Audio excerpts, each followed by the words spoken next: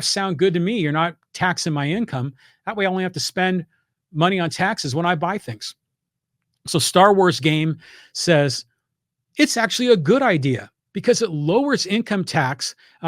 People keep all of their income. And since they don't have as much purchasing power, it actually taxes people more fairly based on how much they consume. No longer does it punish people for becoming intrinsically successful. Okay, now there are two issues that are being conflated here. The whole idea of a consumption tax and tariffs.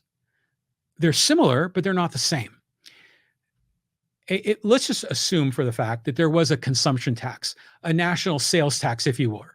And what do you pay for sales tax here in our community? I think is it 8.75%? I think that's what it is. In some cities in California, the sales tax is over 10%, which is insane. But let's pretend that there was a national consumption tax of 10%. Now, would that be better or worse than an income tax? I think there's some good arguments on both sides of that. Some people will say consumption tax harms the poor, and the fair tax, which maybe you've heard of the fair tax, is a consumption tax, but it provides certain protections for the poor because you're only taxed above the poverty level of spending. But at any rate, are tariffs just like another sales tax? I say no, because tariffs are politically motivated policies that impact certain industries and certain corporations at the expense of others. Like, for example, Joe Biden has a 100% tariff on Chinese electric vehicles, which to me is idiotic. For a Democrat that says they want to fight climate change, China is now making very affordable EVs, and he wants to block them. Why?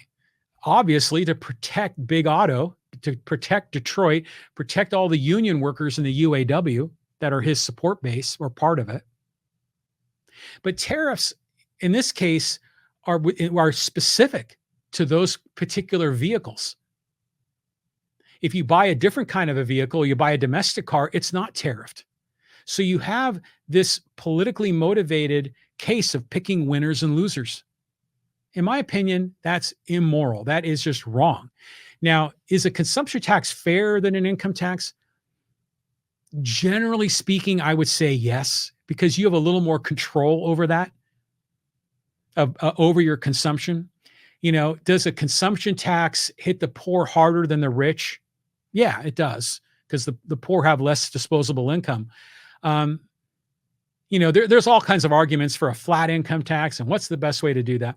But are tariffs just a sales tax? I don't think so. I think they're a much more politically motivated tool to reward some people at the expense of others.